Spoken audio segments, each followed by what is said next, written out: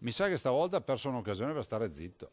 E lo dico, sa perché? Perché non è vero che noi siamo più indietro del Trentino. E peraltro, se avesse letto tutte le carte, vedrebbe ad esempio che in Trentino si dice che passata una tot data il problema diventa comunale, cosa che i Venti non fanno. Il presidente della regione respinge al mittente le accuse di immobilismo lanciate dall'ex comandante triveneto del Corpo Forestale dello Stato Daniele Zovi. La questione ci riporta ancora una volta all'immagine straziante dei boschi schiantati, abbattuti al suolo come stuzzicadenti dalla furia dell'uragano che lo scorso ottobre ha devastato la montagna veneta.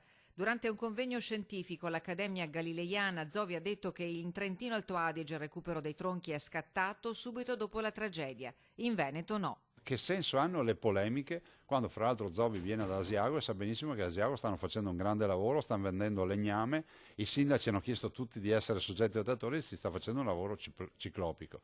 Per Zovi, Forestale Doc, serve un investimento concreto sui macchinari appositi che riescono a farsi strada nei boschi, altrimenti la situazione può solo peggiorare.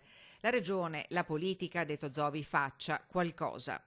Una mancanza di rispetto contrattacca il governatore Zaia che ricorda all'ex capo della Forestale come la macchina per il recupero del legname sia a pieno regime e che alcuni lotti sono già stati venduti. Se poi c'è qualcuno che si ritiene bravo, faccio sempre l'appello, come lo facevo con l'alluvione, che pensa di essere più bravo degli altri, non fa altro che alzare il telefono, mi chiama e lo faccio io nominare, o soggetto attuatore e anche commissario, non c'è nessun problema.